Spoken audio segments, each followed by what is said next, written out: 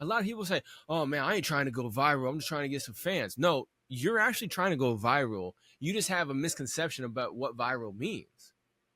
You know, viral just means everybody catches your sickness. You know, that means that, people are digging what you're putting out.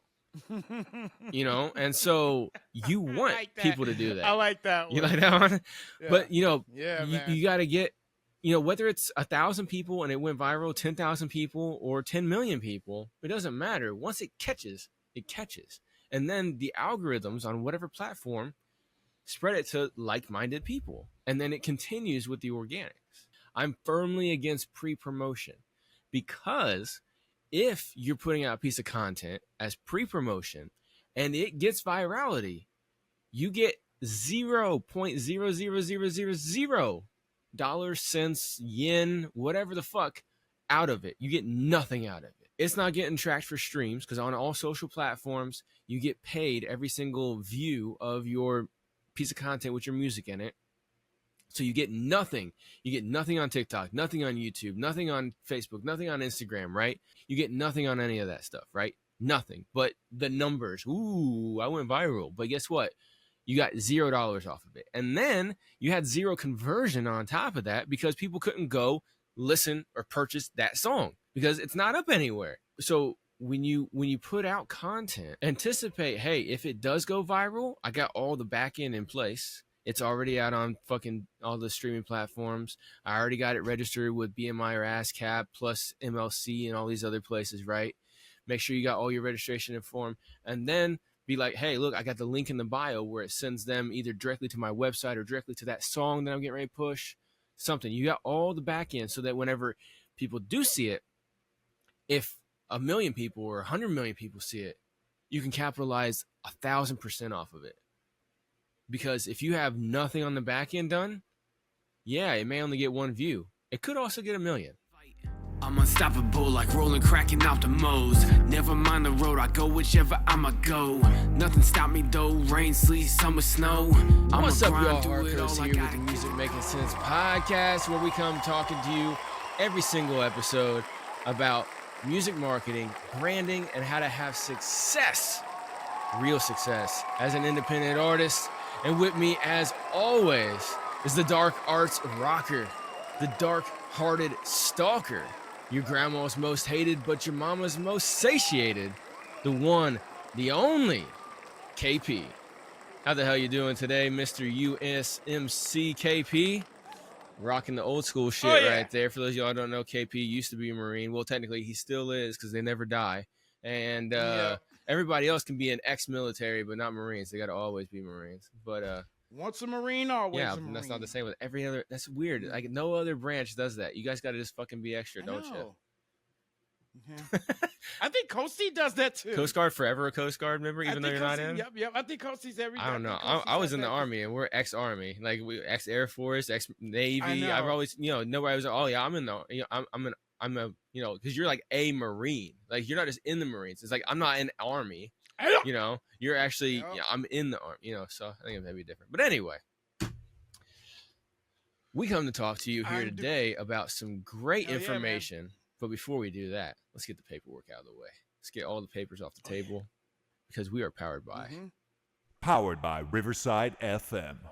Definitely. Riverside is dope. It's amazing. It's wonderful. It's awesome. And they have pretty good support as well, too. We've been having I had an issue when I was doing something on Riverside, and I sent them a message through the support tab. And they opened up a ticket, and they were talking back and forth with me and everything like that. It was a pretty good process right in there trying to get that fixed.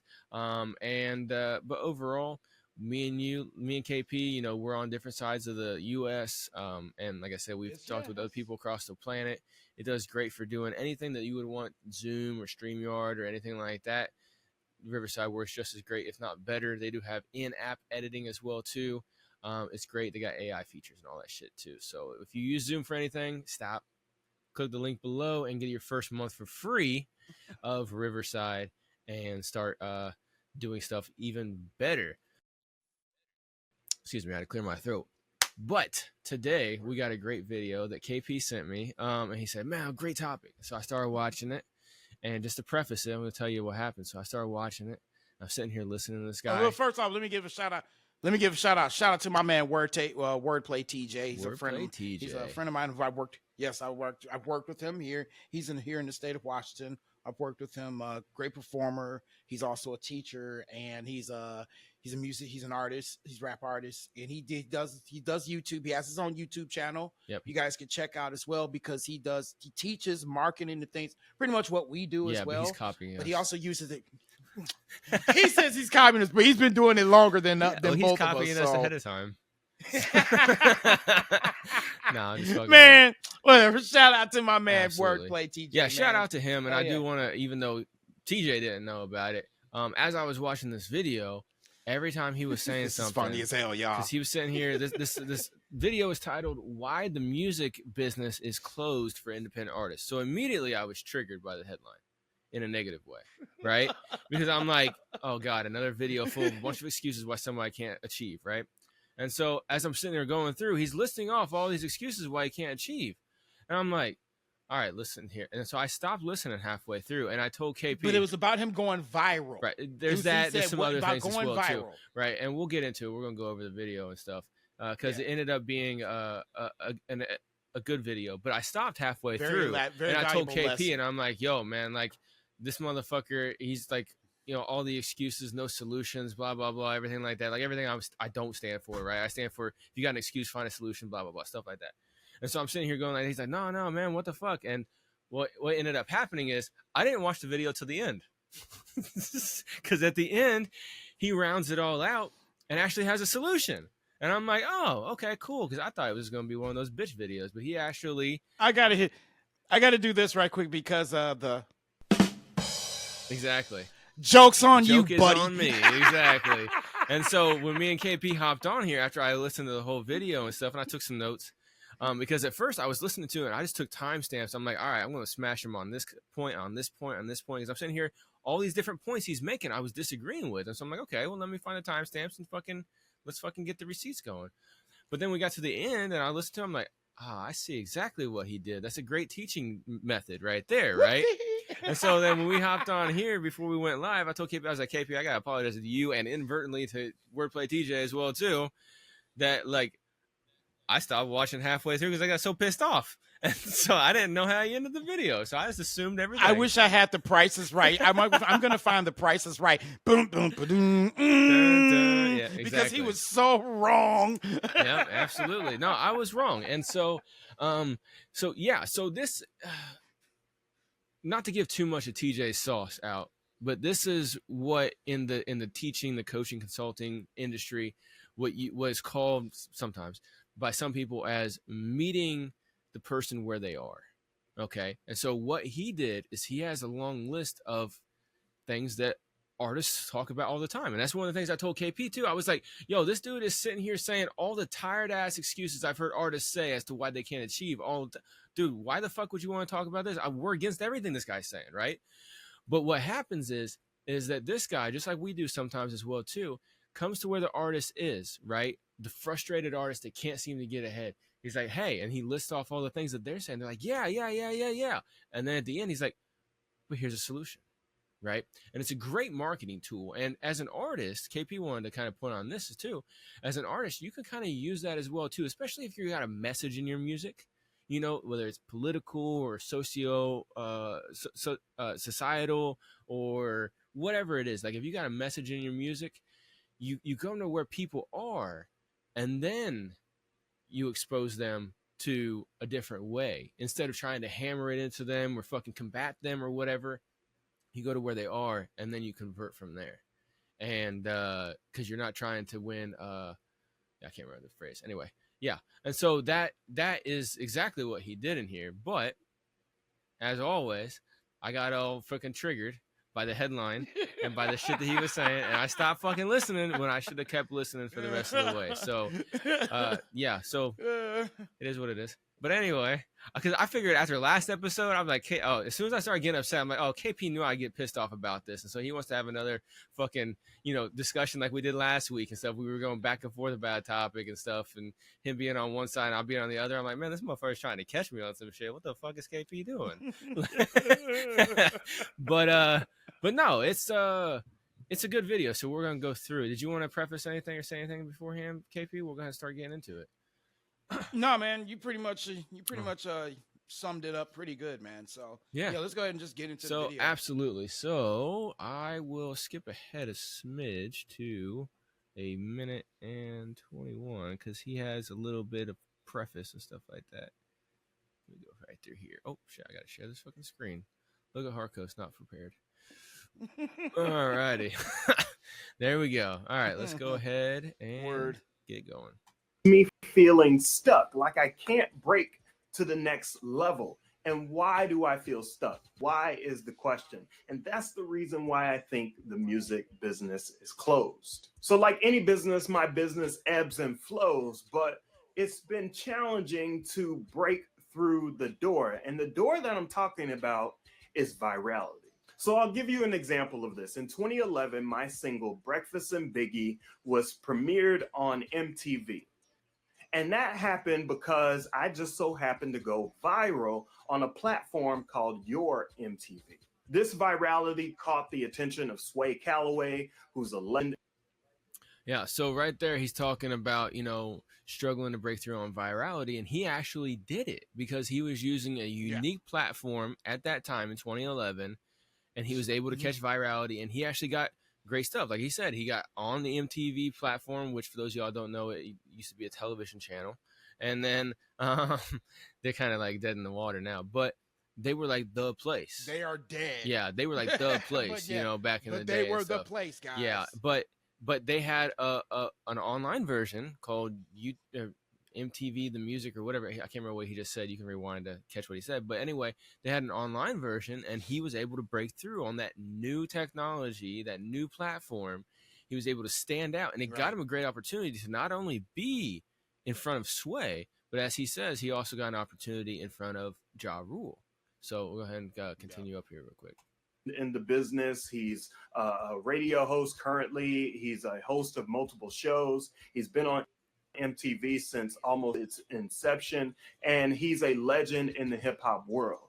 And Sway chose my song to put on TV. He also chose my song to put in front of Ja Rule, and that was important. That was big. And what's important about it is that even though I had an opportunity. Oh, and for those of y'all who don't know, Ja Rule used to be a successful artist. Now he's a laughingstock thanks to 50 Cent mainly.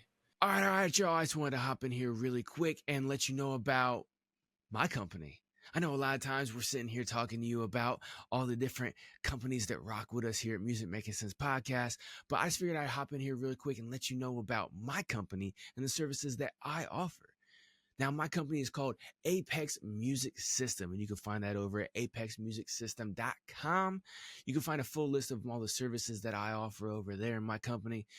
If you're a podcaster or you have an online business or you're an artist, I can help you out with anything, all right? I got services such as website building, email marketing, video editing, social media management, ad management, creative content, strategy, consultations, and I can help you out no matter what your budget is. Now that's key right there. I got great prices, plus I have a wide variety of low, medium, and high tier services, so I can help you out no matter what your need is. So make sure you go check out my company over at apexmusicsystem.com. And, like I tell you every time, make sure you let them know that I told you about my company right here on Music Making Sense Podcast. So I know that this ad's actually working. All right, I'm going to shut up so you can get back to the show. But yeah, he used to have hits. And then him and 50 Cent got in beef. But at the same time, I just want to say, and at that time for wordplay, that was big, man. Especially from where looking at the what's the word I want to say, the scene at the time, and how music was being the media, looking at the media sources that were out there for us. Absolutely. Yeah, I mean, for him, that was huge. Huge, yeah, because MTV was like, especially with Sway, because like he said, Sway has been on MTV since the inception. Sway is like the pinnacle of MTV basically, and to be on that show on MTV in 2011, it was kind of towards the end, but at that time, like that was like being on like it was like being on Joe Rogan almost like that, because Bro, MTV yeah. at that time was like Or Shannon Sharp. exactly something Club Shay Shay. anything, Like, yeah, something, a big platform, right? Because Yeah, at that man. time MTV was like the place. And I know some of y'all who are, in the 30s or older, right, that you'll be like, yeah, I fucking know, but I'm talking to the people who may be younger, right? You may not know. And those who were into music, and those who are into music, they wouldn't end up. Yeah, you'll know. But yeah, it was like the place. Like this was like a great opportunity, right, that he had, because he went viral on a new platform. He stood out on something that people were not utilizing very well or correctly, right? And so that's a key point right there I want to make. So let's go ahead and to submit my 15 minutes of fame, to take my career to the next level, I messed it up. And I messed it up because too sick, too tired, too overwhelmed, and I missed the deadline for my interview. I didn't wake up soon enough, and that is the what if fucking stupid ass shit. Oh well. A damn commercial. But anyway, right there, he was saying like he literally slept on his opportunity, right? He literally slept on the opportunity and missed out. And okay, let me see. He'll finish up.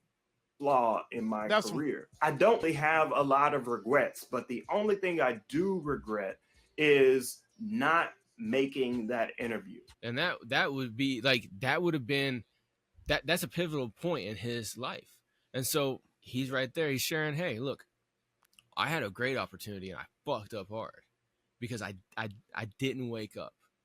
And he had. And what I respect about him, I respect about what he did, and I think I could see where you had got upset, but for me, I was very much I commend him for being able to say, "Hey, this is what happened." He didn't point the finger at anybody else. He put it on himself. He was tired. He was overwhelmed, and he said it was his biggest regret, regardless. Absolutely. Right. He doesn't need to say, well, I shouldn't have made. No, he said it was his biggest regret. So listen, so that guy's right there. To me, that's enough to say, hey, what do you want? Pain? Do you want the pain, the pain of discipline or the pain of regret? Yeah. So that's a great lesson, I think. That's a for me bar again. right there too. Shout out, great, right? Yeah. Appreciate it, brother. But yo, like, and I've heard that before, and that's why it came to my mind. I think it was it Gary Vee that said that? It's probably somebody like him. I feel like I've heard something somebody like him. yeah. Definitely. Yeah. So thinking about that, like, and listening to him say that right there, guys, that word, every time when you think about an opportunity that you have, and you know that even if you're going through something, even you're too tired, you're too sick, you're too this, you're too that, dude, still go. And the one thing I want to say, I want to share a little bit of an experience with you too, because I ended up doing this not where I didn't miss the opportunity, but I had 2 gigs back to back as a drummer. One was with my shout out to my man Strings EMB. That was my first gig as a drummer. And then I got invited to the Seattle World Percussion Festival, right? And I performed both shows, but the Saturday show, which was the percussion arts festival or Rhythm Fest, sorry, the Seattle Rhythm Fest, I didn't play my best. And I was disappointed. And the next time I wanted to go, they didn't invite me back. That was a big ass regret. Yeah. Because number one, and the reason for me it was a regret was because it was a gang of people. It was packed. And you didn't leave it all out. It was fucking packed. And I didn't leave it all out. Yep. Yeah. So please, guys, in every situation, he had a situation where he said he put it on himself, right?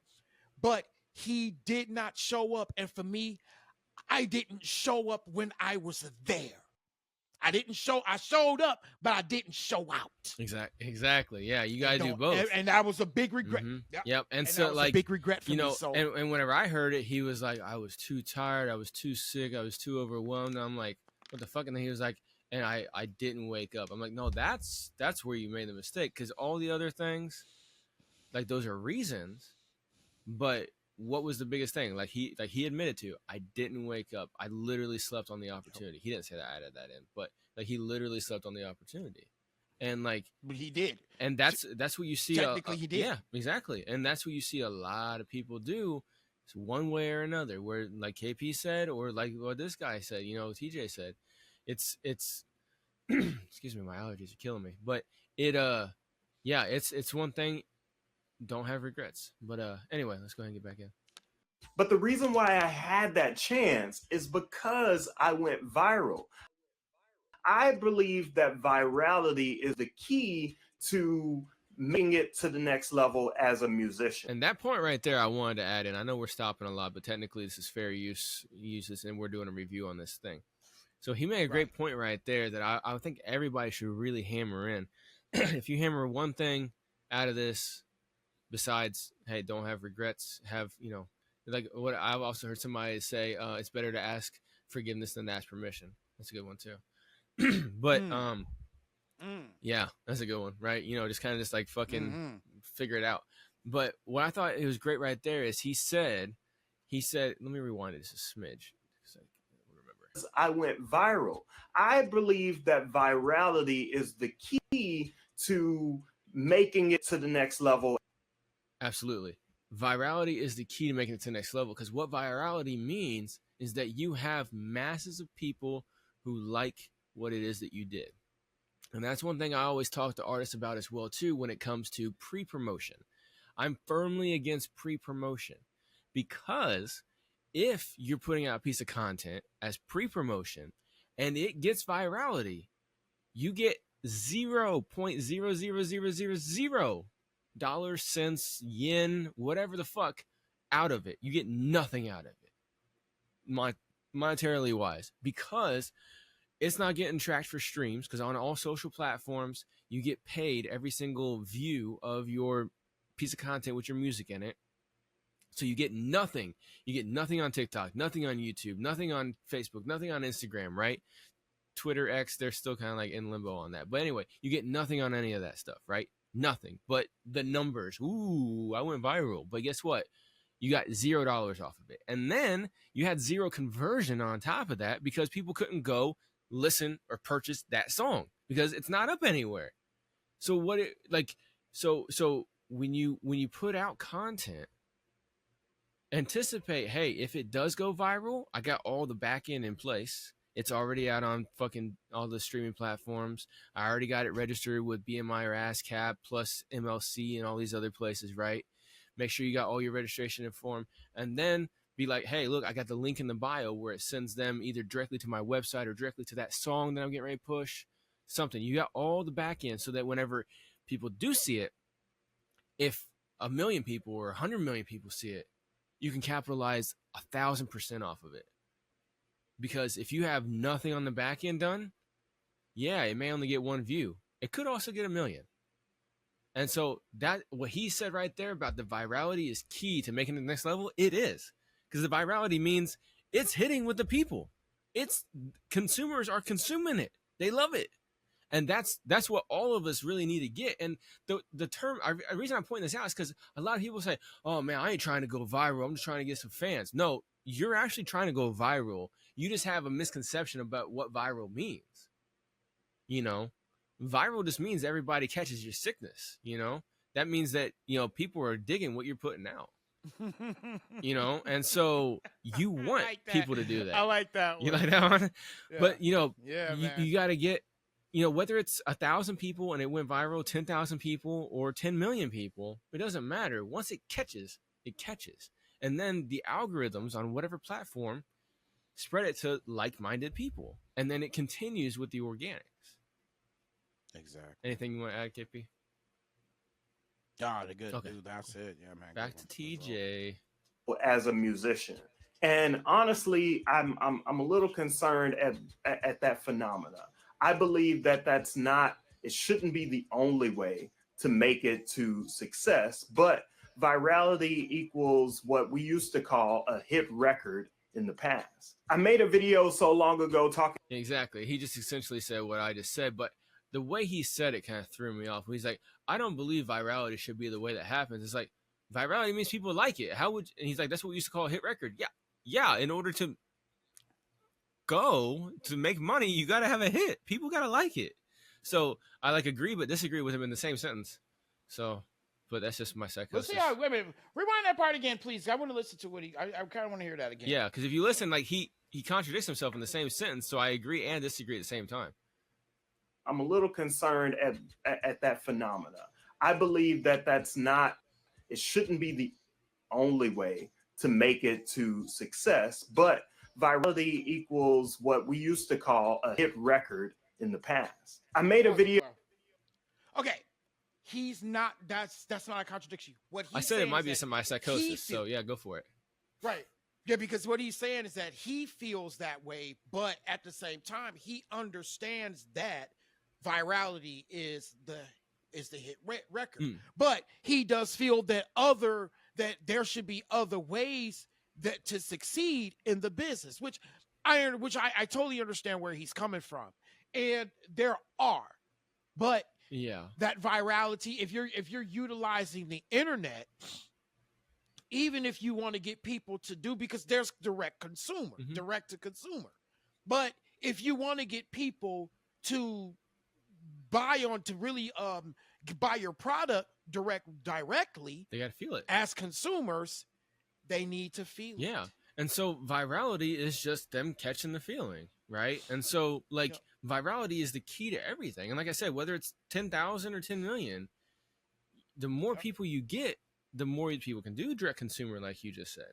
The more it goes. So like when I first heard him say that, like what it comes to my mind is when you hear artists, not him, but when you hear some artists say, well, it's all, yeah, people may, it may be a very popular thing, but it's not a good song. It's like, well, no, it's clearly something because a lot of people are into it.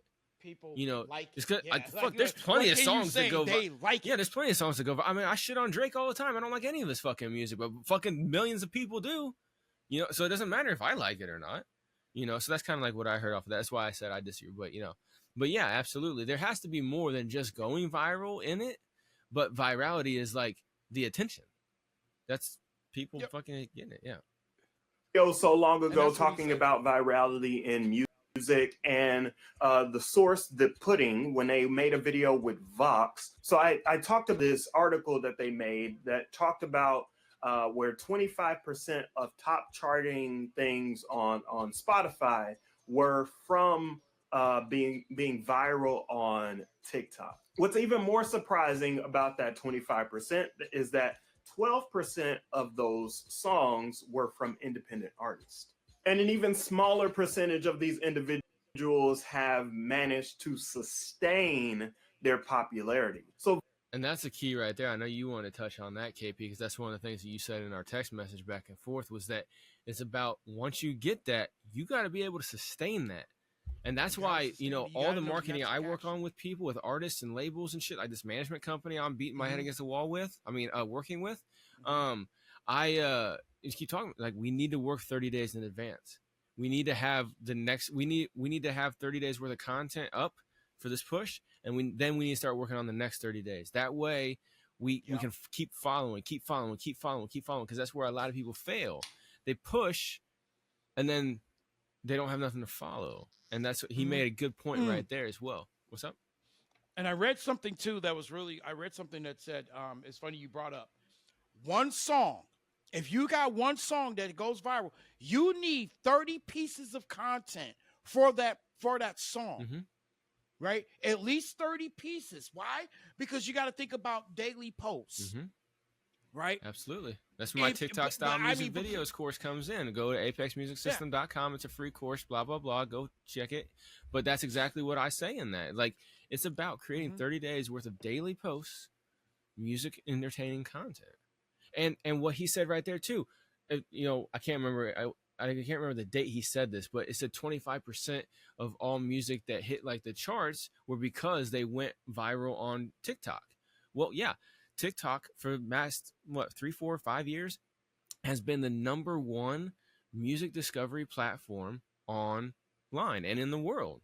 They're the number one platform. And all the other social media platforms, TikTok or Twitter's on its way, but so it's YouTube developed shorts to copy what TikTok did. Then they went to the interest graph instead of the follower graph. And I finished listening to Gary Vee's new book, Day Trading Attention, and he talks about this in there. He talks about how when social media first came out, it was about followers and stuff like that. It did the follower graph. Now it's the interest graph. So you don't necessarily get shown to your fans, like the people following you. You get shown to people who are interested in that thing that you're showing. Like, it's the pieces of content live on their own. It is not about who made the content necessarily, right? Like it used to be. And that's how TikTok is still the number one place. So again, like I was saying, so YouTube made shorts to copied exactly TikTok's format. Instagram and Facebook came up with Reels, and to do the exact same thing. Snapchat even has the same thing, right? I don't really use Snapchat. Like, I text like one or two people, but my kids flip through it just like it's TikTok because it has a feature just like TikTok. And so, like, all these platforms, they all copied exactly TikTok's thing. TikTok came out and it was like the thing he went viral on, right? But you got to have the sustainability afterwards. So, when a lot of people are like, oh, fuck TikTok, no. Don't fuck TikTok because you'll get fucked by it if you don't. So, thank you. Exactly. Virality may be a door to getting to the next level or being successful as an independent musician or a musician in general, going into the mainstream. But there's another part to the equation that we're not really seeing. There's not an unlimited invitation to the party. And that's because I believe that other part of the equation is money. So before I elaborate on why money is virality in 2024, I want to... Oh, he got a commercial here real quick. The primary reason why I think that money is the thing that will help you go viral is because money will give you an infrastructure. It will give you the ability to take the time you need to do the things you need in order to shoot multiple shots or play the game or play the lottery of trying to go viral. So with that, I just wanted to say something. So I think, I don't know this. So this is the kind of thing that we say all the time here on Music Makes Sense podcast. Whenever I say you got to build your car and your budget is just the gas in the tank to get you down the road to run the race. Like, that's what money is. And that's what he was trying to say. Maybe he couldn't quite think of the word or something, but like, that's exactly it. Like what he said, money allows you to transfer your time because you got to either put time in or money, sometimes both, but money helps you go faster, And so right. That's one barrier. Like he pointed out, it's, virality is the first barrier and money is the second barrier to why a lot of artists, the business is closed to independent artists. Well, it's closed because they don't figure out how to get the money to help them go further, faster, easier. So he's 100% on board right there. However, it's not like the money's hiding from people. There's plenty of ways to make money. I mean, hell, if anything, there's right. OnlyFans, So. All right, y'all, let me take a quick break right here to tell you about something that's completely fucking ridiculous, okay? It's called HorribleDesigns.com. And I personally know the owner, and he's just as ridiculous as this whole fucking company is, okay? If you or someone you know loves stickers and mugs and shirts with crazy, outlandish sayings on them that just are designed to catch people's attention out in public and get them to laugh and point and ask you, hey, where'd you get that t-shirt or where'd you get that sticker when they see it on your car and stuff like that, y'all got to go check out HorribleDesigns.com. At HorribleDesigns.com, they have all kinds of ridiculous sayings on stickers and coffee mugs, t-shirts, vinyl stickers, magnets, and even mouse pads, okay? And I'm telling you, if you guys have not checked out HorribleDesigns.com, you got to go check it out because some things are straight up great, like the American Muscle mouse pad. It's got some awesome pictures of great muscle cars if you're into cars or you know somebody who's into muscle cars and they need some great mouse pad to have while they're on the computer working. But then they also have dumbass fucking t-shirts that say things like, are you staring at my ass, with a picture of a donkey on it, or stickers that say, are you staring at my beaver, with a picture of a beaver on it. Stuff like that, man. Completely ridiculous shirts and stickers, coffee mugs, everything like that. Anything that you could ever think about having just to get people's attention, make a statement out in public, and just completely be ridiculous, and to do it with some horrible designs at the exact same time. And like I said, I know the owner, so he hooked us up with a great deal where you can save right now by using the link below in the description. Whenever you go there and shop, you will not only support Music Making Sense podcast, but you also get a great deal on any and everything that you decide to purchase every time that you use that link right there in the description below. So make sure you go check that out right now, horribledesigns.com. Use the link below in order to get good savings. Go check it out. Buy some ridiculous shit for yourself or someone you know. All right, now let's get back to the show. I was waiting on that, KP. But anyway, go ahead. This is why a lot of people still want to get signed in 2024. They're going to own what you make in most cases, unless you have some leverage.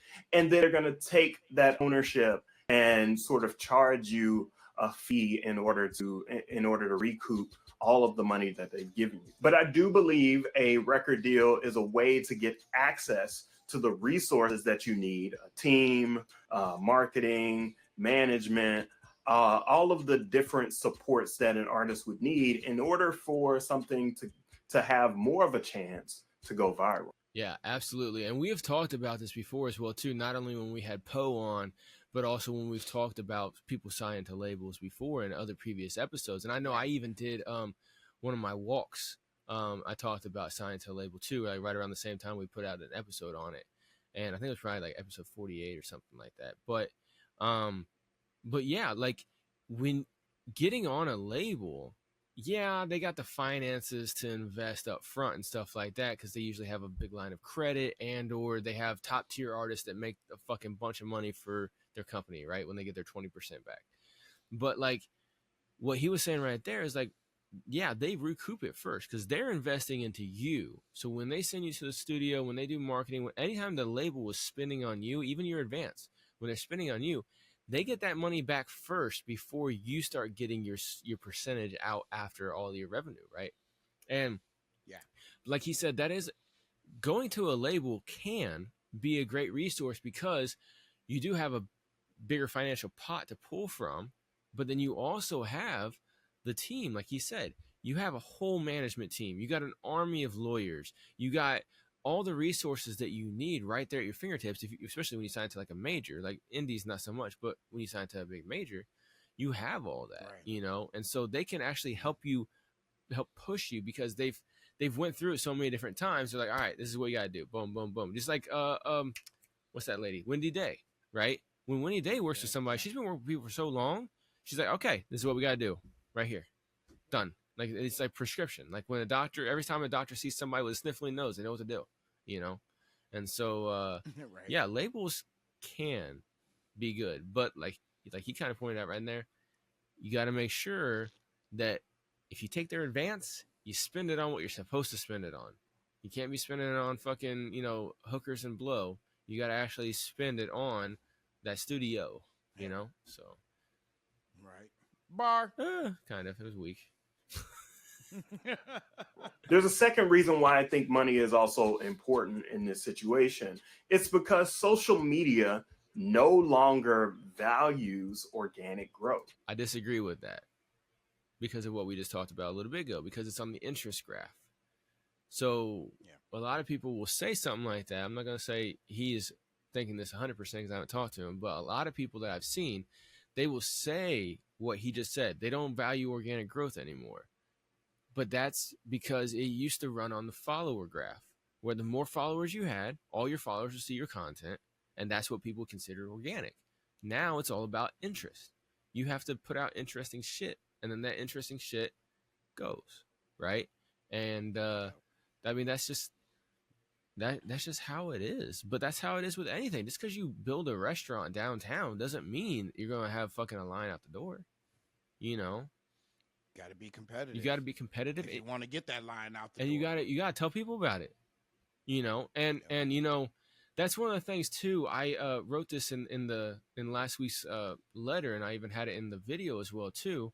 For if you guys don't already subscribe to musicmakingsensepod.com, down at the bottom you can click on the newsletter, and you can subscribe to the newsletter. Every single week I put out some kind of information, tips and tricks and just, thought provoking shit that has to do with music marketing. And the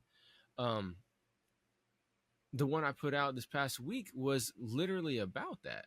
It was about how like artists, for some reason, when they think it's pay to play, whenever they have to put money in to get a post on social media to go further. And I'm like, it's standard advertising.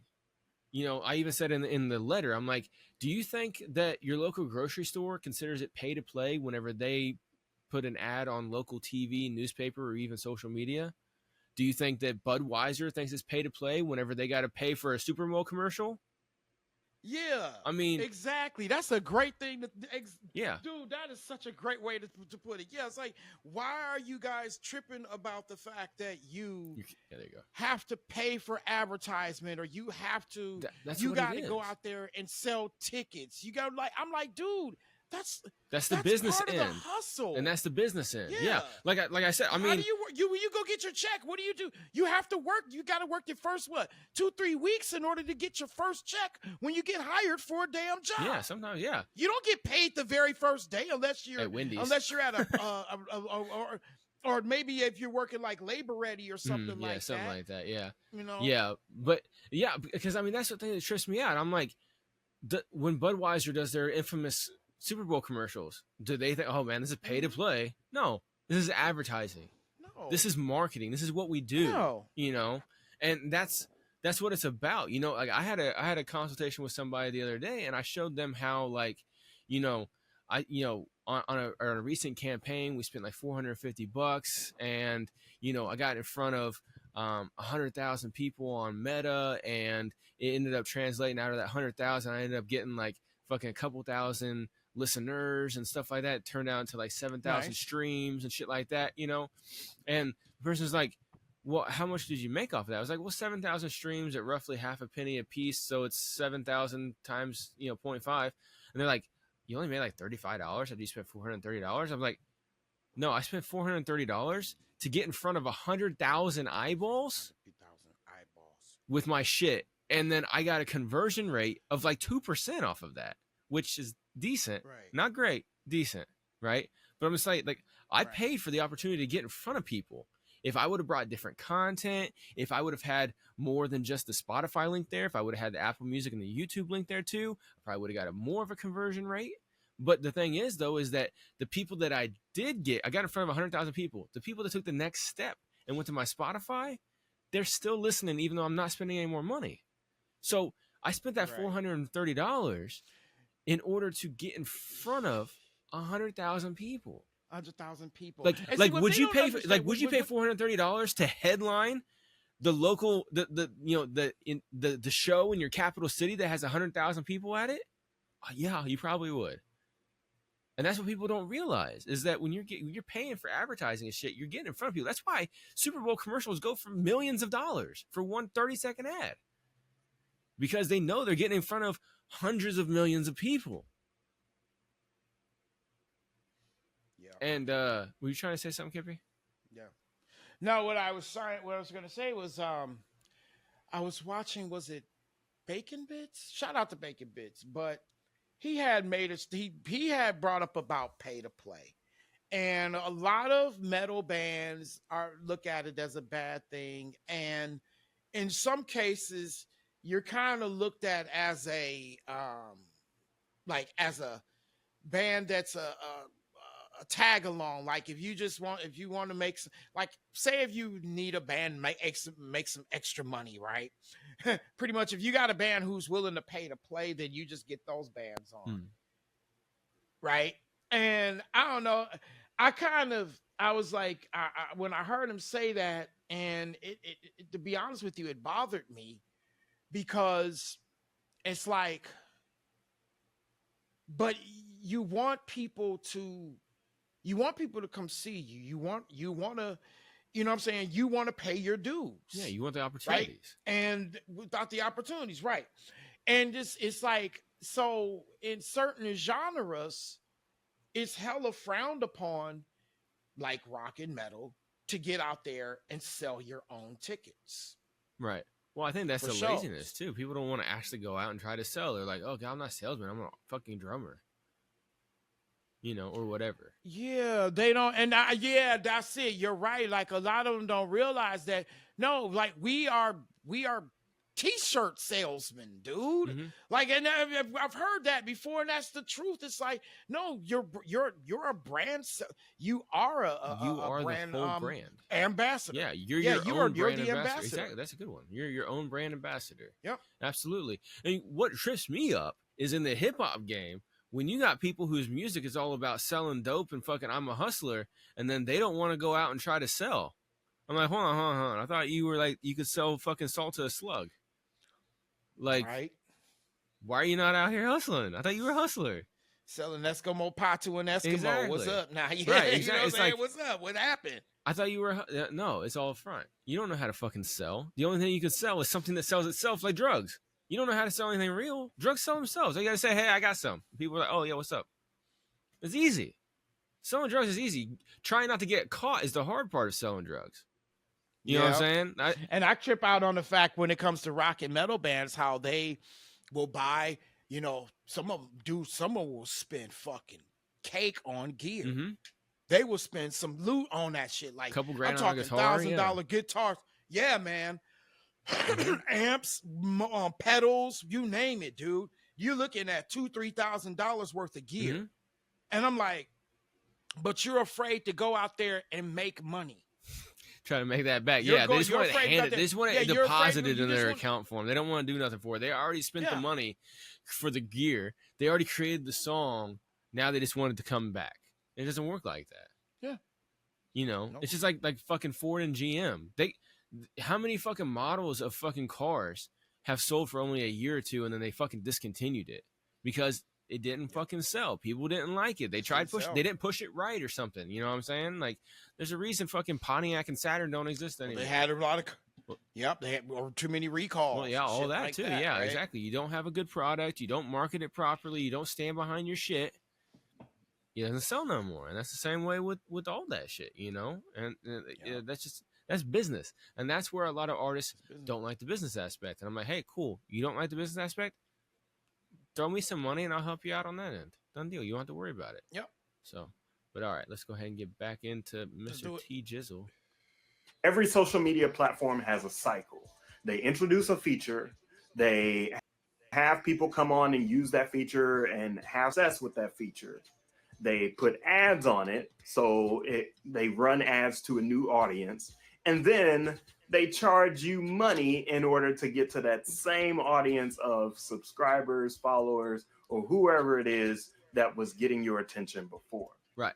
And like I said a second ago, that's because the algorithm is no longer subscriber based, it's interest based. And so you're not actually paying money to have your followers see your shit.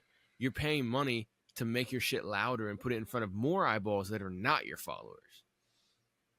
Yep. Especially if you set it up right. They do it, every platform does it. Right now it's Reels and Shorts and a bit of TikTok at the moment. It's just one of those things where you can't escape. And at the end of that cycle is always a payment. You have to pay in order to get to your audience. And that's one of the things, that baffles me so much. And I've heard a lot of artists say that as well too. Why should I have to pay to get reach? Why can't people just, these platforms are all just pay to play. They're stifling me. I'm shadow banned because I don't want to spend ad money with them. Like, you should honestly spend a little bit of ad money every month. Because if anything, you're giving them a little bit of money, they're going to give you some little extra organic, bare minimum. That's the way I see it. And his whole thing about these social media platforms, they come out with new features and if you use the new feature, you kind of get like a little leg up. He used the new feature and got in front of Sway and almost in front of Ja Rule. So yeah, you should use the new features. Try them out. Maybe it'll flop like fucking Clubhouse did. Maybe it won't. Maybe it'll fucking be the dominating force like TikTok. You never know. But if you don't try, you know exactly where you'll be, right where you are. Periscope. What was another one? Yeah, Periscope. There's all kinds of stuff that came and went. You know what I'm saying? And some things stick, some It things happens, don't. Vine. guys. It happens, y'all. I mean, Vine ended up closing, and then TikTok took the whole business model and did it better. You know, so sometimes, you know, and like all those Vine stars ended up being TikTok stars like that. You know what I'm saying? Because it's the same shit. So it's just you never know. And so, yeah, I know it's a pain in the ass to try to learn all the complexities of these social platforms, but honestly, at the base level, everybody's trying to be like TikTok. They're trying to get TikTok's audience. And so if you create TikTok style music videos for your music, wink, wink, apexmusicsystem.com, free course, TikTok style music videos. Anyway, if you create TikTok style shit and then you put it everywhere else without the TikTok watermark, more than likely it'll start doing well. You'll start getting dozens and then hundreds and then thousands of views. You just got to have that consistency. 100%. All right, y'all. I just want to take a quick break right here to tell you about something hot and spicy. And no, I'm not talking about that Latina thing that you saw on Tinder the other day. I'm talking about hot sauce. And not just any hot sauce, but Tennessee Hot Sauce Co. All right. I personally know the owner of Tennessee Hot Sauce Company, and I've seen him grow this company from just something that he would sell a few bottles at the local farmer's market to something that can ship all across the United States now, all right? And you guys have a unique opportunity right now to save 20% by using the code MMCPOD when you check out on any order over at Tennessee Hot Sauce Company's website. All right, that's tnhotsauceco.com. Make sure y'all go check them out and use the code MMCPOD over at checkout and save 20%. You guys got to check this out. All right, they have all kinds of great flavors. My personal favorite is poblano jalapeno. It has a mild kick to it because I'm a little bit of a bitch when it comes to spices, but it has great flavor. I put it on all kinds of stuff. I put it on steaks. I put it on burgers when I'm cooking them. I put it on tacos and enchiladas, stuff like that as well too. But I've tried many of these other flavors like the garlic habanero and the honey habanero, the blood orange ghost, and the pineapple habanero. Now, the pineapple habanero was one that really snuck up on me because it had a great sweet flavor of the pineapple, and it wasn't nothing overbearing, but it had a very good flavor to it. And then all of a sudden, boom! I got hit in the ass with a habanero, and I had to go grab some milk, all right? But these are some great flavors, and they have all kinds of different options. They have the collection, which has the full lineup of all 6 of their most popular sauces. They also have different subscription boxes. You have a 3-sauce option, a 4-sauce option, yearly and bi-yearly options available as well too for the boxes. Then you also have all kinds of other new flavors that they have that I've never tried yet. I actually got to get that shipment in here soon of the barrel-aged whiskey and the mustard dill scorpion. Those are 2 that look very interesting, and I want to try them out. One thing I did try is one of their new options that they have here, which is the poblano jalapeno beef jerky. But like I said, I love the poblano jalapeno sauce, and whenever I tried this jerky, no bullshit, I ate the whole bag before I can even sit down and shoot this promo right here, all right? And so luckily, I know the owner, like I said, so I got another bag on the way, but y'all gotta go check it out. And he also told me they got some more flavors coming out of the jerky as soon as they get operations up and running on that brand new venture right there, all right? So again, make sure y'all go over tnhotsauceco.com, use promo code MMCPOD at checkout and save 20% on your order. And on top of that, orders $50 and over are free shipping in the United States. So again, make sure you go check this out. Small batch, small brand, but powerful flavors. Tennessee Hot Sauce Company. Now, let's get back to the show. In this ecosystem. And I fell into this trap for such a long time. I was paying $150 a month in order to like raise my profile and get noticed on things like Instagram and Facebook. What I learned is even though that was a tax deductible expense, it wasn't necessarily worth it for my return on investment. It worked well for some people, but not all people. I got on more playlists. I got more followers on the streaming services, and I got more attention towards my work. But what I didn't get is sustainable, long-lasting fans. And that's the frustrating piece about this So that's one thing right there. I can't remember if he gets into it or not, but it's not just because you spent money and did the activity of running an ad. He spent $100 and some dollars or whatever a month or whatever to do it. It's about the consistency. I didn't get long-lasting fans. Maybe you didn't put the right thing in front of them. You know, I mean, yeah, you got playlist ads and stuff like that. And you got streams. Okay, that's positive. Did you follow it up? Did you have a good catalog before you did that? Or did you only have one song? Like, you know, not just to him, but to anybody who may be saying the exact same thing. Did you have another song that dropped shortly after? Did you put out some more content on a regular basis? Did you have variety for people? Were you constantly evolving and trying to do different things? You know, there's a lot of different questions that I wouldn't necessarily just only ask him. I would ask anybody who says exactly the same thing. I've had many people say, ads don't work. Did you do it right? What do you mean it doesn't work? Do you mean that you didn't get 100% of your money back immediately? You know, like whenever was it captivating? Huh? Was the ad captivating? Yeah, well, there's that. Did it influence? Did it drive the person's emotion to make them want to buy into your product? Yeah, buy with money or buy with their attention. You know what I'm saying? That's what we're out here trying to get, is either people's money or attention or both, right? And so you got to get at least one. But it's like the thing is like, get their attention, so then you can get their money, exactly. Which is the last result. Which is where I think we need. Like, there's levels. There is. You want to get their attention, attention, and if you get their attention, then you can start getting their money. Yep, just like how my fan journey goes. You know, it goes from strangers to followers. From strangers to followers. Followers to listeners, to followers to listeners, listeners to fans, and the fans to super fans. To fans. Right, and then the fans and the super fans, those are the ones that actually start contributing with either shares or getting other people there or money, right? And all of that. Yeah, yeah, and most likely, if they're going to be sharing and all, they're going to be giving. They're going to give money. They're going to share. They're going to do. They just become a super fan. You could pretty much guarantee your bottom dollar, pun intended, that they're going to end up. Right. Yeah. Like, super fan is that's when they actually give you money. Exactly. Yep. And even if it's $5 a month, it doesn't matter. It's more than they were not giving you, you know, but if you don't have the channels set up, they can never even take that option.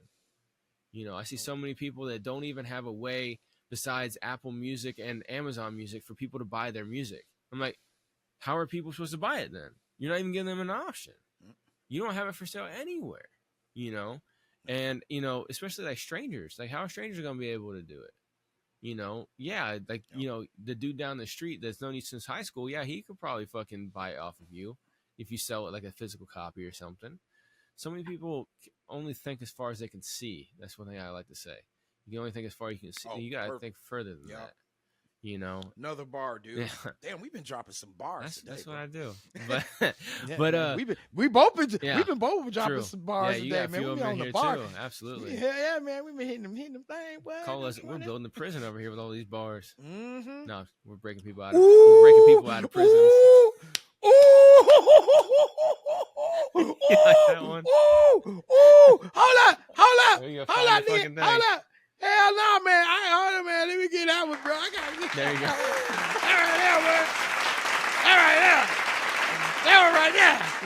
That one right there. I gotta get a copy like that one. All right. Yeah. But yeah, man. That was. But no, we're freeing people out of these fucking mind prisons, and that's one of the things that, you know, like every time we come here with anything that we do, Music Makes Sense podcast, we're trying to free it. So, you know, like I said, I'm not shitting on fucking TJ. Because, like I said, here in a second, he wraps it up, and he wraps it up exactly how I would wrap it up. But he's listing a lot of these things, like I said at the beginning, a lot of these sorry-ass excuses that artists make as the reasons why they can't achieve. All these things that he's listing out here, they are barriers. But it's up to you to figure out a way over them, around them, under it, or even through it if you have to, you know? And to win a race, you got to fucking get around this shit, you know? And so yeah, let's go ahead and this social media cycle is that it's basically a trap. And because I learned that it's a trap, I'm going to teach you how to try to get out of it. I want to be clear. I don't have all the answers, but these are things that I'm doing in order to try to get out of the trap of having to go viral, the trap of having to pay money in order for people to see what I'm making. There's a little bit of that virality piece. Oh, with the money thing, real quick, I forgot to say something. So a lot of people, when they spend this money, they expect to get a 1-for-1 return. So whenever you spend $100 in a month, you expect to get $100 worth of streams back out of that. And that's not how advertising works. That's not how it works. Advertising is not a direct 1-for-1 transaction. You know, it's not like, oh, okay, I went and bought a fucking ounce from the plug. Let me go ahead and flip that, and I'll end up making an extra $40 on top of what I just spent. It's not how it works with fucking doing this. All right, like you gotta. It's about opportunity. You're paying it's a gamble. It's an investment. But you're paying for the opportunity to get in front of people. That's all you're paying for. Yeah. And it's up to you to, like KP said, have the proper content in that ad that actually gets people to want to take that next action. And saying, and then and telling them what to do is the least positive way to fucking get them to take the next action. Buy now. Be like, you know. But if you just fucking entertain them, they're like, oh shit, that was dope. Let me go ahead and click here. You know, make them want to do it themselves. But anyway, he's going to break down his formula. And the way he's formatting this is what I like. Is the way he's like, hey, look, don't get caught in this trap of having to spend money and trying to go viral. Do these 4 things to have success. And it's really interesting what he says and then what the outcome, like once you think about it, you'll be like, what? At the end of this, but I think ultimately what I want to do is expose myself to more and more and more individuals on social media and different marketing platforms, and then slowly make my way to a viable audience. For the most part, I've been impatient. And so I want to tell you 4 ways that you can grow your momentum for free. And hopefully out of this equation, something will go viral and take you to the next level. I don't know about the whole hopefully portion. What the fuck is this goddamn another ad? Oh my god. This is your life. Yep. You want to get it right. Shut up, Mark Cuban. You look fucking frail. The first thing that Anyway. He does, man. He doesn't look all fucking powerful anymore. He looks like a 90-year-old fucking old man. He looks like that dude that would sit by the... you grew up in church. He looked like that old dude that would sit by the door as you're walking into the fucking congregation hall.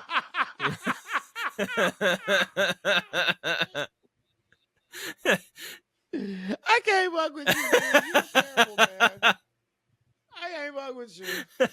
Oh my god. He does, man. He don't look all My powerful like he used to. Nigga. No, he does. He looks like that guy who has his legs crossed like this, right? Like he has no balls anymore. And he's all like, "Oh, welcome in this morning," you know. Because you know, once you hit a certain age, you can cross your legs all the way over like a chick because your balls have evaporated or something. Apparently, I don't know. Anyway, so here's the 4 steps that I can't remember what I was going to say before I paused it. Fucking goddamn it! But anyway, here's the 4 steps, and like his 4 steps, I'll preface it.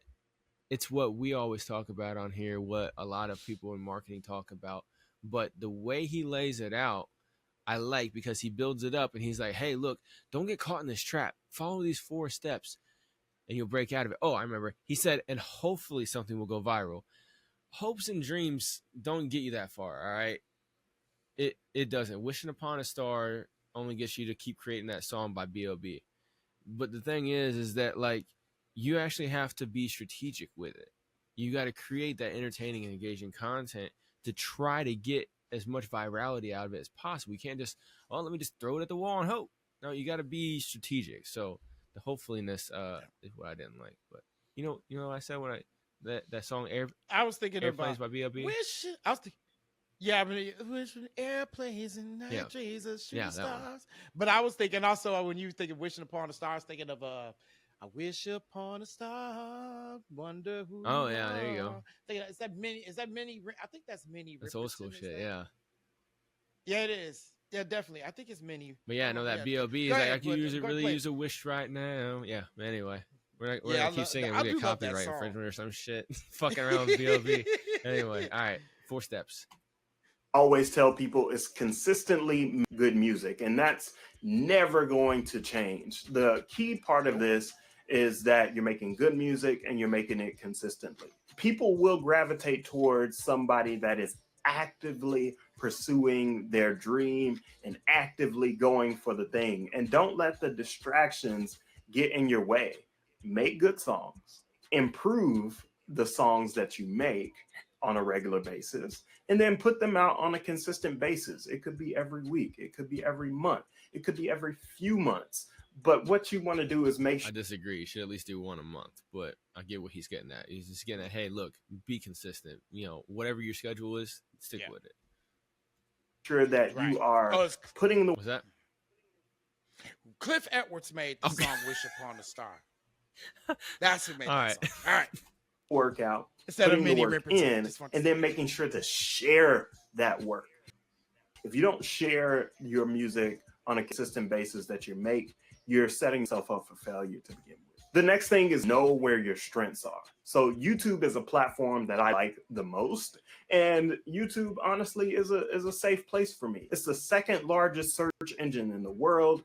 It's owned by Google. Anything that I share on YouTube is indexed by Google. Google is where everybody goes to search their things anyway. It's not going to be hard to find me if I put it on YouTube. Absolutely. And that's exactly why when I'm telling people to focus on their marketing, check YouTube Music. Like me and me and Capone broke down on episode 50. You know, we were going through the numbers and stuff like that after KP had his technical issue. You saw the episode, KP, but we went and broke down the numbers on all these different platforms. And, you know, YouTube that he's talking about has 1.4 billion users. And then YouTube Music has like, well, I can't remember the number. But anyway, they got a lot. All right. But bare minimum, 1.4 billion people. Like, I think is it for YouTube? Is it 3.1 billion or something? No, when I was looking it up, it was only like, I mean, it might be, but I was looking it up on that episode. Or 1 million. I'm sorry. It was 1.4 billion, but YouTube Music was it was close to 1 million, which is weird because everybody's like, oh, Spotify has the most, right? Like we had talked about that one time. Spotify has almost 300 million paid users, but then you go look at it for YouTube Music, they got like 600 or 700 million paid users, and I'm like, somebody was getting paid by Spotify to run that article. But yeah. So I make sure that I'm in YouTube's partner program. I make sure my music is distributed to YouTube. I post my own music to YouTube. I post performance videos to YouTube. And I make sure that my catalog is there for people to hear. Absolutely. You hear what he said right there. He posts to YouTube. He posts all the content, performance videos, regular music, everything like that, to get people to make sure that his catalog's there and he can go. Now, the partner program, you got to be at certain levels for that. That's step 3. But step 1 is post to YouTube and post regularly. Like I had a consultation with somebody last week, and he is active on Instagram, but never puts any of that on YouTube Shorts. And I'm like, what the fuck are you doing? Like, take the same things and post it everywhere. All the platforms have the same fucking thing. You know, it's like, oh, well, I'm like, you don't have to. That's one thing too, is like a lot of people are like, oh, well, I don't have time to be active everywhere. Dude, it takes us like 3 seconds longer to fucking post it to all the places instead of just one place. It's just, I bet you we consume. I bet you most people who say that we actually consume more than we create. oh yeah, there's a lot of people that consume more than they fucking produce. Absolutely. And that's what the problem is that when they go on there, I mean, you know, posting and ghosting is not the best strategy. You got to be a little active. But then there's an overactivity where you're just doom scrolling and fucking, you know, watching the fucking, you know, like my shit. I can't get on TikTok because if I do, I go down a rabbit hole of watching those fucking those videos of animals where that fucking black dude dubs over their voices and shit. I can't do. I'm dying laughing watching that shit. It's hilarious. I know. You know what I'm talking about? I know. Yeah, like that shit's hilarious. Or there's that one channel that takes like regular videos that are already going viral and puts them as aliens instead. And so there's like the three rednecks in the tree blind telling like dad jokes to each other. He'll like take that video of them and make them all aliens instead, like watching that kind of stuff. But yeah, the one with the animals, that kills me. But yeah, that's the thing, is a lot of people consume more than they produce, and so they're like, oh, I can't be on social media like that. It's like, when you're on the back end, you don't see the feed. You know, whenever you go to make a post, have 5 tabs or 4 tabs open, right? One tab for Meta Business Suite, so you can get Facebook and Instagram at the same time. Another one for fucking TikTok. Another one for YouTube, and another one for TikTok or Twitter or X, right? You have all those, and you just go copy and paste. Bare minimum, right? The next levels, once you're getting that going, then you can start diversifying your content on the different platforms, and you know, making things specifically for certain places, like what Gary Vee and all these other people would tell you to do, what I would even tell you to do. But bare minimum, posting the same content to all platforms, you use every platform for what they are. They're free. They're free reach.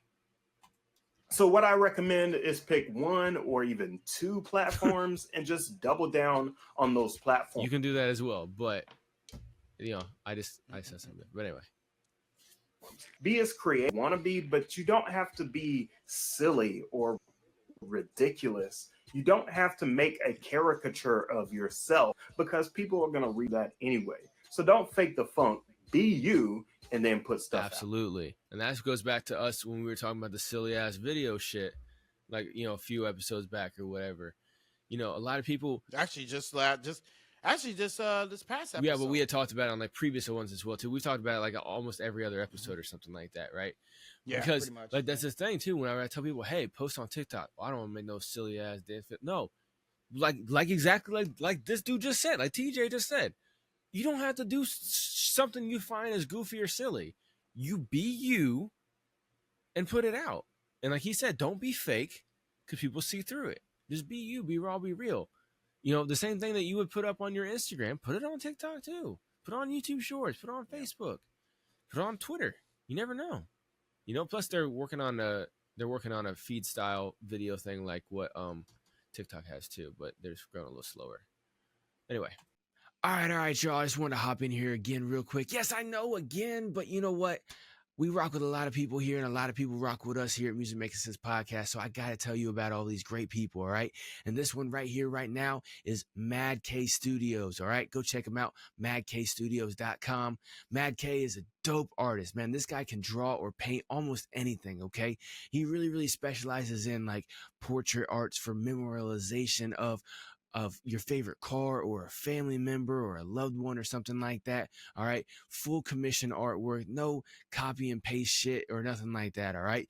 Custom designs. If you want it, make sure you go hit up madkstudios.com for your custom art piece. And you can even go check out some of the pieces that he's done for freelance and stuff like that. And you can also get it on a shirt. He's got coffee mugs and mouse pads and all kinds of other decorative pieces of artwork that you can go and check out as well too. So if you're a connoisseur of art, you're looking for a nice piece of knick-knack or something like that around the house, or if you want a custom artwork designed for a loved one or something that's cherished in your life that you want memorialized in an actual painting, a real painting, make sure you go check out madkstudios.com. Let them know Harco's over at Music Making Sense Podcast sent you. All right, let's get back to the show. The other part that I can say is do what's free. Pandora Amp, and I've made a video for that. Pandora Amp is still available for people to sign up for and promote their music to Pandora fans for 8 weeks at a time. There is a process to joining Pandora Amp. You have to sign up for the platform. You have to submit an album or some sort of single in the system, and you have to have your music distributed to Pandora. And all 3 of those things need to happen before you're able to promote for free. That's one thing I want to check out, because a lot of people don't know, like Capone pointed this out a few episodes back. On Pandora, you don't just get a stream on Pandora. You get paid like it's a radio play, which is more than a stream. Right. So the Pandora Amp thing is something I've never checked out. I want to go check it out, though, because that might be a good opportunity for some people. Pandora has a decent listener base. It's not huge, but it's all right. I mean, it's better than nothing. And there's people there who listen to music there. Yeah. So if your music's already distributed there, you might as well try to push it a little bit extra, especially if it's free. Yeah. but free promotion is free promotion, and I'm gonna take it. So watch that video on Pandora Amp, and then tell me if you've seen some success down in the comment section. The last part is engaging my fans. I have a newsletter, and right now I use that newsletter in order to talk to my fans. I also use this comment section to talk to people that support my music. So if you haven't heard my music, go listen to it right here on this channel. Leave a comment, and most likely I will interact with you. Either I will heart it, or if I'm not overwhelmed and don't have a lot to do, I will comment and say thank you for loving the music and sharing the music around. Yeah, absolutely. Can you pause that right quick? Now, for me personally, I think that you could be a little bit more creative and more engaging when it comes to when you are engaging with your fans. I agree. Right? That's Like, what I was gonna say. don't just be like, be thankful. Yeah, don't just be like, say, just thank you. I think like really have a conversation with them. Treat them like they're a friend. Treat them like that. Treat them like friends. Treat them like a family. But KP, I'm not out here trying to make friends, man. I just want to fucking make some music and get some fans.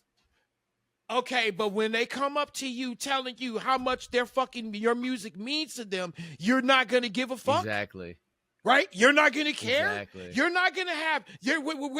That's what. I'm sorry. I'm gonna get emotional. That pisses me off too, bro. Where I hate it. you need. Yeah, that's where you need to be compassionate. That's where you need to show that.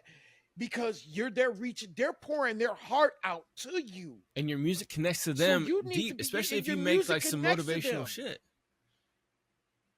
Yeah, whatever it is, if you connect to them, whatever their motivation is, if you connect with them, again, the emotion.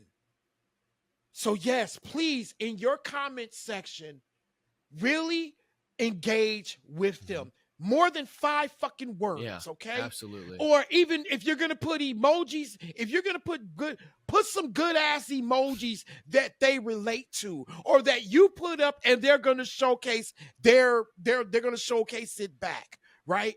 Show be in these messages, in these comments, be more compassionate. Absolutely. Seriously. Like obviously, once you get to like a Drake level or something, it's gonna be hard. But when you're at the level in which you're listening to Music Making Sense podcast or fucking Wordplay TJ for your advice on marketing, you're not at that level. So you can go in and you can answer every single fucking comment, and you can actually talk with them and, say thanks, blah, blah, blah. What part of the song really hit to you?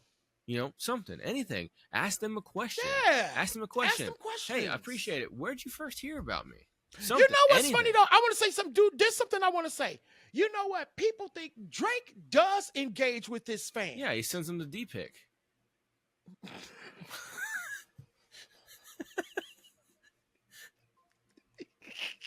He does.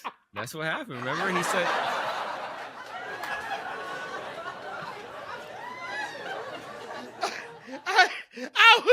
I was not expecting that, dude. But he did. He said the world wasn't ready for it or whatever. You know what I'm saying? So. But yeah, Drake does. He actually will have conversations with people in the comments and stuff. Yeah, he will. That's one thing he does do. I mean, so and sometimes send him a dick pic.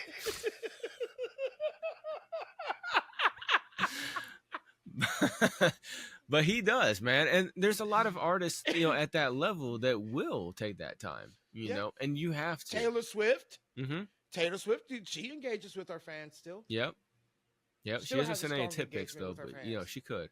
But she engages with her fans, and like what you said, KP, is your fans are going to resonate with you on a deeper level than what you think they're going to resonate with you, because you may have a song. They're going to resonate you more so than your own family. Yeah, absolutely. That's why a lot of people say your friends and family will be the last ones to support you in this fucking shit. Yep. And just be okay with that.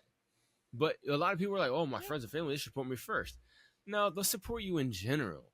But they're not going to, like, support you, like a fan would. Because a fan, whenever they hear your song, they're going to be like, yo, that shit stopped me from eating a bullet, or that shit really got me through the next day, or that shit helped me turn my life around. Whatever the situation is, like depends on your music, obviously. But like people are gonna be like, now there are those resonate. parents out there that have helped that have really supported, Mhm. helped their kid. Taylor Swift is one of them. Absolutely. Like Billy, like they're out there. They are definitely out Mhm. there that have really been supportive of the kids. Mhm. But at the same time, the ones who resonate with it are gonna be those fans. They're the ones that's gonna make, pretty much the money back that mom and pops did put into the kid. Yep. Right? There's that. Especially if they like really into And them. the thing is too is that when somebody resonates with you like that, if you give them back, reciprocal love, you know what I'm saying? You're like, hey, really appreciate, like more than this, I really appreciate it. Like you actually have a conversation with them, bro. That is going to explode so much. Like, oh my God, I had a conversation with so-and-so yesterday. And then they're like screaming at the rooftop, go listen to so-and-so's music. Like, they go crazy about that. Bro, I was watching, shout out to Angel Reese. She's the rookie, I want to say forward for the Chicago Sky. She just came from Louisiana State. Yeah, WNBA. And she's been, yeah, man, she's in the WNBA, and she's been killing it, right, as a rookie. And there was a video of her on I was watching on Instagram of these fans. They were just screaming about how much they love her, and she took off her shoes and signed an autograph and gave the girls the shoes.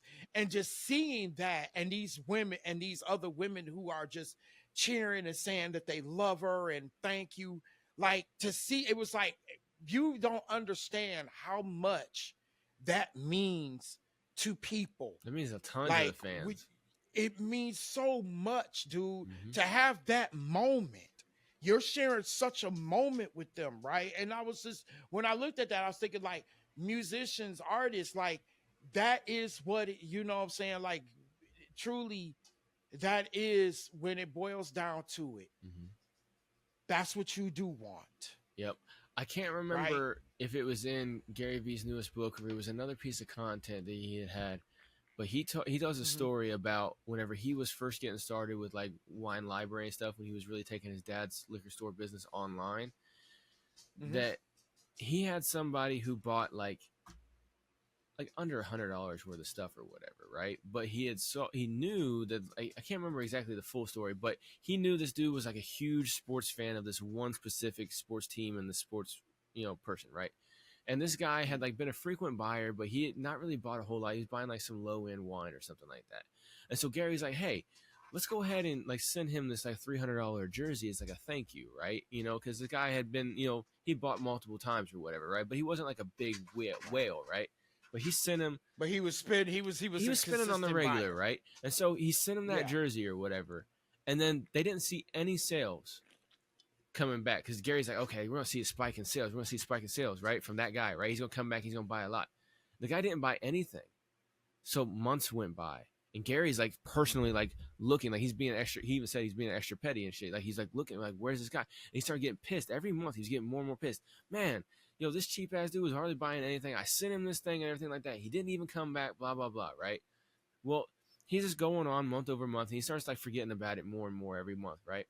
And he's going along, and then he has this one client who is like buying like a lot, like thousands of dollars a month and stuff like that. And then he buys like a really, really big purchase one time and stuff. And so Gary just happens to, reach out to him and like, hey, appreciate, how'd you find out about us or whatever? He goes, oh, well, you actually a year or two ago, you had sent a jersey of so-and-so to one of my buddies, and he just can't stop ranting and raving about it. And so I knew I had to go with you guys whenever I needed to buy stuff. And so that's why I've been a customer of yours for a year now. And like, this guy's like spending thousands of dollars a month. And Gary's like, motherfucker. So it didn't come back in that guy, starting to spend hundreds or thousands of dollars a month in wine, but his buddy who had the financial flexibility to do it, now he did, right? Yeah. Because he had heard. And so whenever you are going above and beyond for your fans, like the stuff KP was just saying, that fan may not 100% to start throwing you hundreds of dollars in your bank account, but they may tell somebody Well, who he'll does. know somebody that he may know somebody who can. Mhm, Yeah. exactly, absolutely. So let's go ahead and wrap up T Jizzle right here. Most important part about this is to engage your fans on a regular basis. Make sure they're not missing you on at least a monthly or weekly basis. I would say monthly is a good frequency, a healthy frequency, so people aren't burnt out on you. You want people to join your tribe. And the more you can communicate with your tribe about what you're doing, giving them updates, showing them pictures, being yourself, giving them more music, the more that you can encourage that tribe to grow. So that's it. Hopefully you can take these steps to Absolutely. So yeah, growing your tribe, building your fan base, like what we just said. The only thing I would say is like, don't just be communicating with your fans monthly. You need to be posting every day to social media because you're trying to give your not fans, you're trying to turn the strangers into fans, right? So you got to attract the attention of strangers. But then, yeah, with your fans, with an email, send them an email once a week talking about, build your tribe, like what he just said. So 100%, like I said at the beginning of this, it's been a little longer episode, but we wanted to go through this and talk about it and stuff. But, at the beginning, I was sitting here listening to all these excuses and I was getting pissed and I turned it off. But once I got to the end, I was like, oh, I see how you wrapped it up. Like, yeah. Because he literally, what he did to give you all the sauce is what he did is what we do sometimes here as well, too. Sometimes we're just blunt and sometimes we'll mask it a little bit. But what he did was he found all these complaints that artists have. Maybe he's even had them himself, too.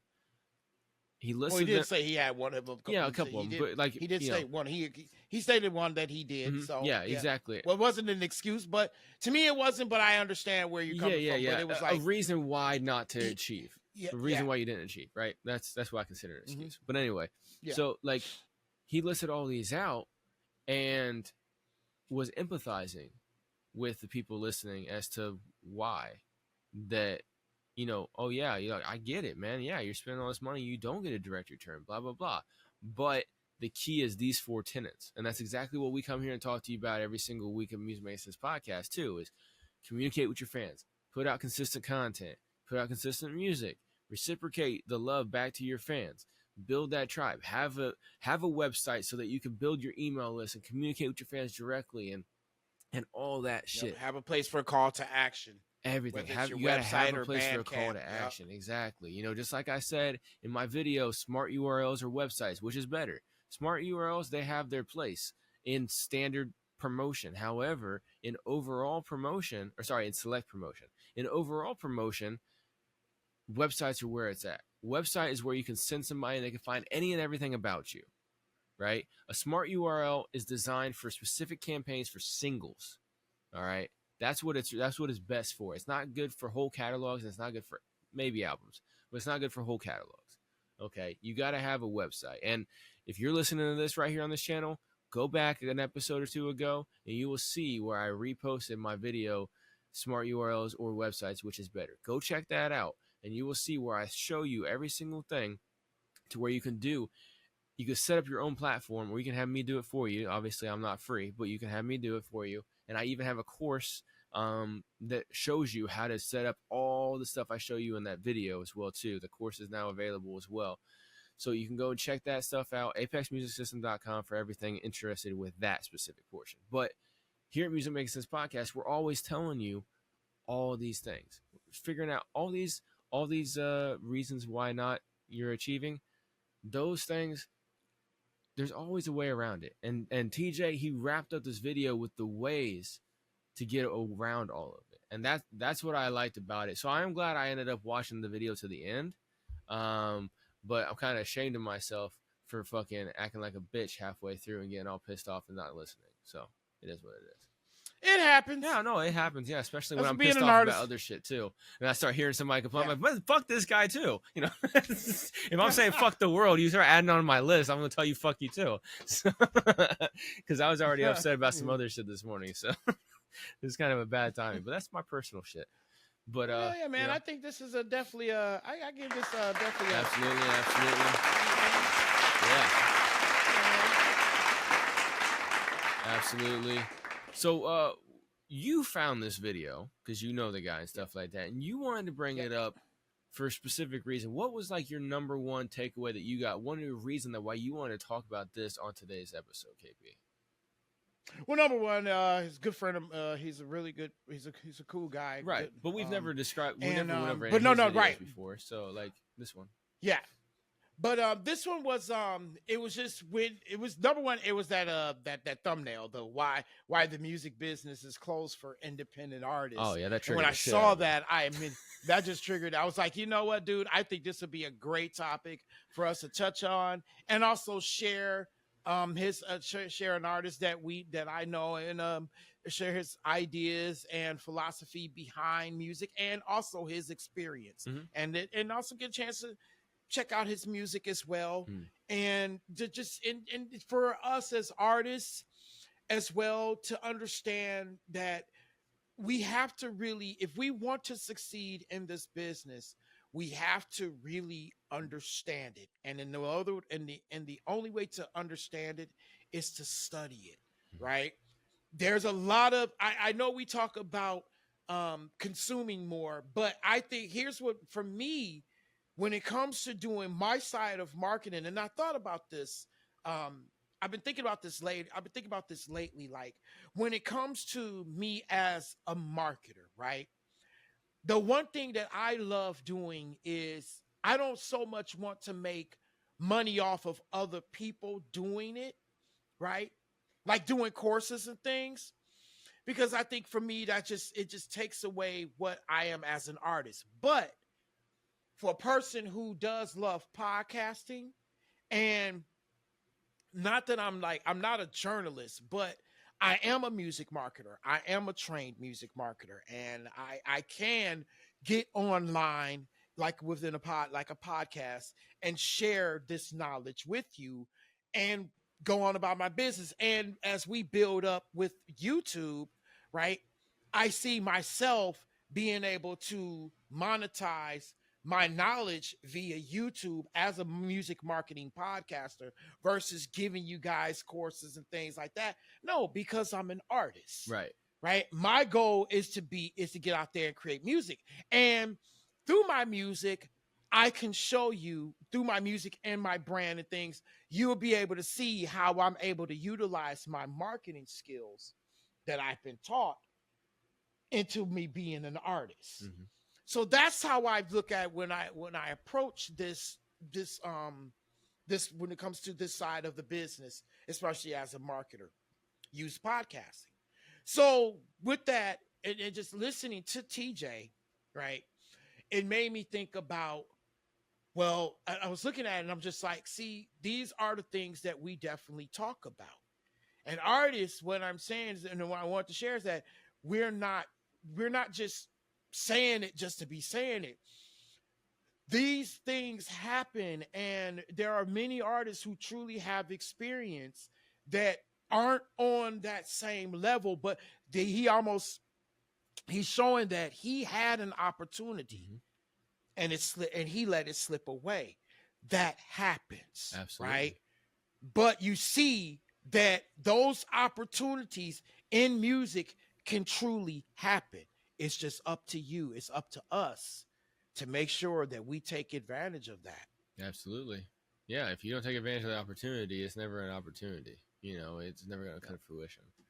So, and you listening right here, right now, have a great opportunity to not only like, share, follow, and subscribe to Music Makes Sense Podcast, wherever you're listening to us right now, but also over on the socials. You go to musicmakingsensepod.com. You can find all the information there. Plus, you can go in at the bottom, get on the free newsletter where I give out the tips and tricks and stuff like that we talked about and stuff. Some of the things that we cover on here, some of the things we don't cover on here.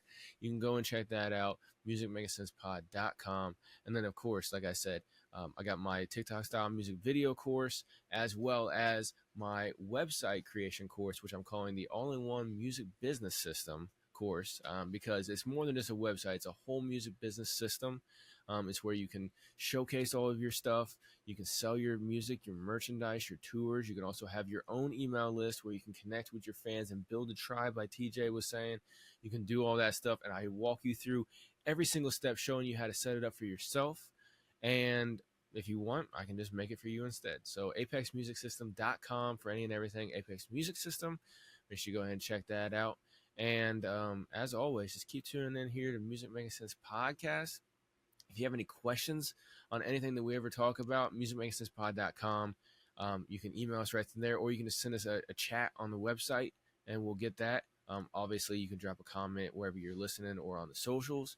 And then, as KP was saying last episode too, if there's anything that you want us to cover or anything that you didn't like that we said, make sure you let us know as well too, because we value what you all think. Okay, if you think we're off it on something, let us know. Let's talk about it. Hell, we might even have you on to discuss it. You know what I'm saying? And we've had plenty of different people on. We're going to have even more people on in the future and stuff like that, And so, I got Dan on one time. He's been begging me to come on the show and stuff like that to talk about all kinds of things.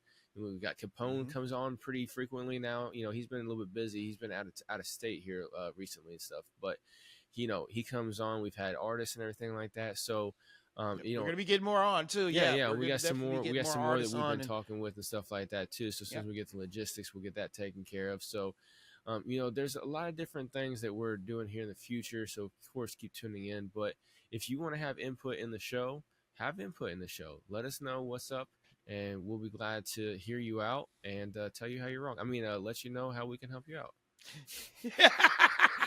But that's why he put there the smartest man alive, absolutely. The smartest ass. Exactly. But until next episode of Music Making Sense Podcast, enjoy this. I am music. KP, the Dark Arts Rocker. Absolutely, the Dark Arts Rocker, and that is Harcoast, the smartest human ass. alive. Smartest human alive. Exactly. Play that funky music, KP. Hell yeah, dude. Find it. There you go.